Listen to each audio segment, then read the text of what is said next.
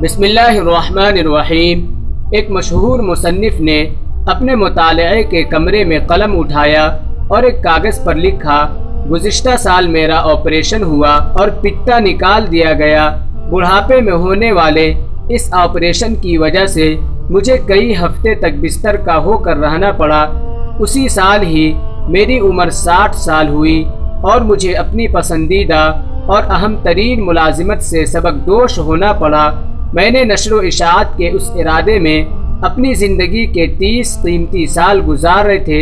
اسی سال ہی مجھے اپنی والد صاحب کی وفات کا صدمہ اٹھانا پڑا۔ اسی سال ہی میرا بیٹا میڈیکل کے امتحان میں فیل ہو گیا۔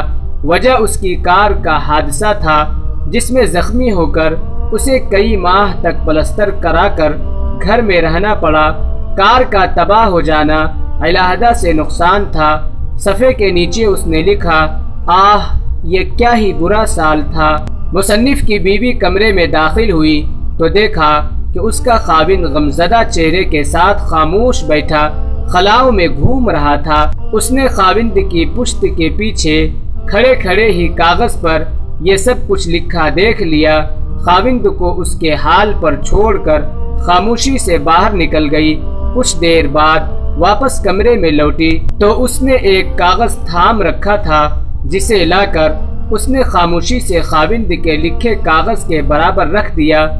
خاوند نے کاغذ دیکھا تو اس پر لکھا تھا، گزشتہ سال میں آخرکار مجھے اپنے پتے کے درد سے نجات مل گئی جس سے میں سالوں کرب میں مبتلا رہا۔ میں اپنی پوری صحت مندی اور سلامتی کے ساتھ 60 سال کا ہو گیا۔ سالوں کی ریاضت کے بعد مجھے اپنی ملازمت سے ریٹائرمنٹ ملی ہے تو میں مکمل یکسوئی اور راحت کے ساتھ اپنا وقت کچھ بہتر لکھنے کے لیے استعمال کروں گا۔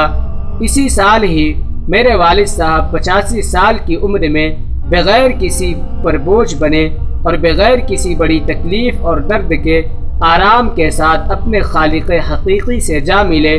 اسی سال اللہ تعالیٰ نے میرے بیٹے کو ایک نئی زندگی عطا فرما دی اور ایسے حادثے میں جس میں فولادی کار تباہ ہو گئی تھی مگر میرا بیٹا کسی معذوری سے بچ کر زندہ و سلامت رہا۔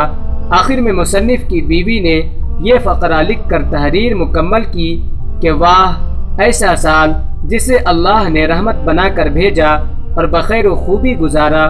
ملاحظہ کیجئے، بالکل وہی حوادث اور بالکل وہی احوال لیکن ایک مختلف نقطۂ نظر سے۔ بالکل اسی طرح اگر جو کچھ ہو گزرا ہے اسے اس نقطۂ نظر سے دیکھا جائے کہ جو اس کے برعکس ہوتا تو ہم اللہ تعالیٰ کی نعمتوں پر شاکر بن جائیں گے۔ اگر ہم بظاہر کچھ کھو بیٹھے اسے مثبت زاویے سے دیکھیں تو ہمیں جو کچھ عطا ہوا وہ بہتر نظر آنا شروع ہو جائے گا۔